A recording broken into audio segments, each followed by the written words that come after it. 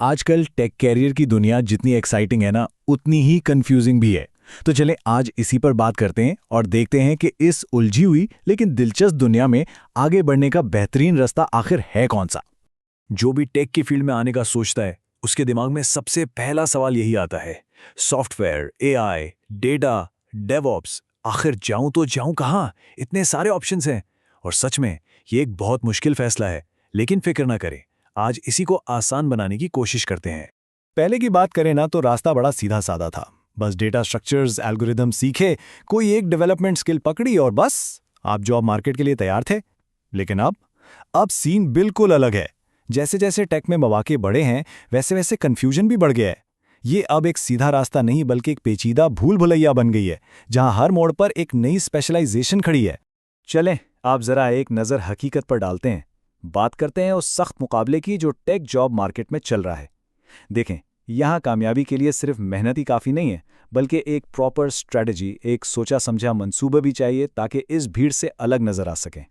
मुकाबला कितना सख्त है इसका अंदाज़ा इस एक नंबर से हो जाएगा, 15 लाख। जी हाँ, इंडिया में हर साल तकरीबन 15 लाख इंजीनियर्स ग्रेजुएट होते हैं। ज़रा सोचें, इतनी बड़ी तादाद हर साल जॉब मार्केट में आ रही है। असल मुकाबला तो इन सबसे है। और इससे भी ज्यादा हैरान करने वाली बात, बल्कि यूं कहें कि तशवीश की बात यह है कि इन 15 लाख में से सिर्फ 15% को ही टेक जॉब मिल पाती है। सिर्फ 15%।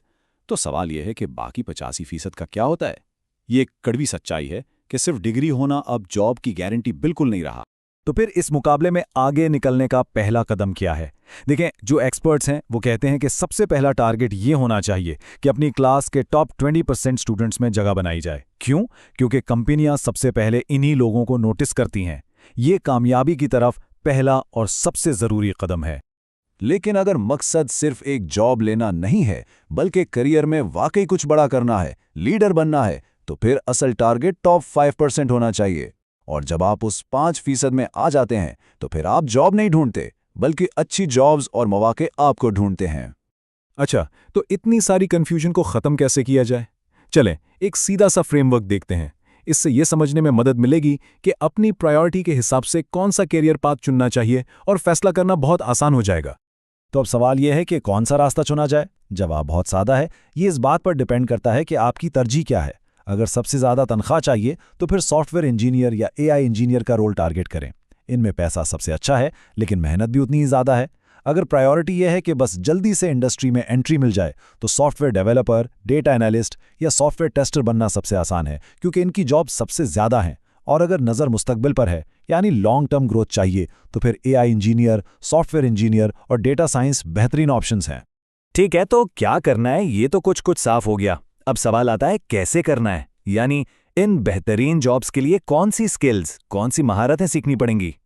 चलें सबसे ज्यादा पैसे वाली 2 जॉब्स को देखते हैं। अगर एक टॉप सॉफ्टवेयर इंजीनियर बनना है, तो डेटा स्ट्रक्चर्स और एल्गोरिदम्स के साथ साथ फुल स्टैक डेवलपमेंट पर बहुत मजबूत ग्रिप होनी चाहिए। मतलब एक पूरा प्रोडक्ट खुद बनाने की सलाहियत हो। वहीं दूसरी तरफ एक एआई इंजीनियर के लिए सॉफ्टवेयर की बुनियादी बातें जैसे एपीआईज और डेटाबेसेस तो ज़रूरी हैं ही, लेकिन साथ में मशीन लर्निंग और डीप लर्निंग एल्गोरिदम्स की गहरी समझ होनी चाहिए, ताकि वो स्मार्ट सिस्टम्स बना सकें।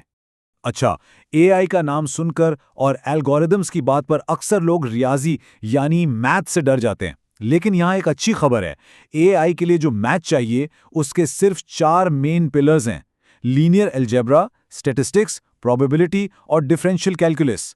और ये सब ज्यादातर 12th ग्रेड तक कवर हो जाता है, तो ये इतना भी मुश्किल नहीं है।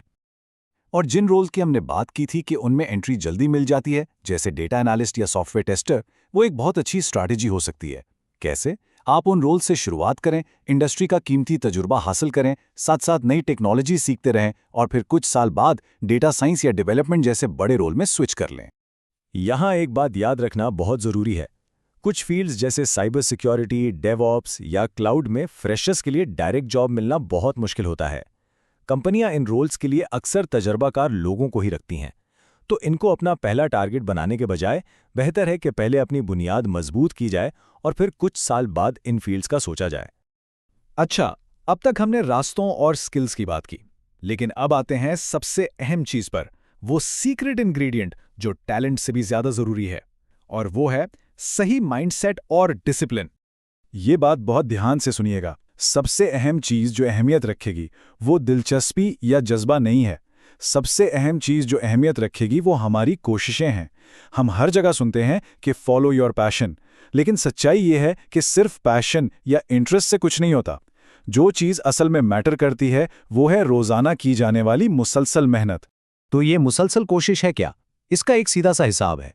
टॉप 5% में आने के लिए कॉलेज की पढ़ाई के अलावा रोजाना 3 से 4 घंटे एक्स्ट्रा देने होंगे। और ये घंटे किस चीज में लगाने हैं? अपनी प्रैक्टिकल स्किल्स को बेहतर बनाने में। मतलब नए प्रोजेक्ट्स बनाना, नई टेक्नोलॉजीज पर काम करना और खुद को इंडस्ट्री के लिए तैयार करना। तो आखिर में ये एक सिंपल सी चेकलिस्ट है जो किसी भी ख्वाहिश को एक ठोस प्लान में बदल सकती है। सबसे पहले कई कश्तियों में सवार होने के बजाय कोई एक रोल मुंतखब करें। फिर एक क्लियर टारगेट सेट करें। अगले 1.5 से 2 साल तक सिर्फ उसी पर फोकस करने का अहद करें। सारी फिजूल के डिस्ट्रैक्शंस खत्म कर दें और रोजाना ट्रैक करें कि आपने अपनी स्किल्स पर कितने घंटे लगाए हैं। तो देखें, फ्रेमवर्क भी सामने है और रास्ता भी साफ है। अब सबसे बड़ा सवाल सिर्फ एक है, क्या इस रास्ते पर चलने के लिए जो मेहनत चाहिए वो करने के लिए आप तैयार हैं? फैसला आपका है।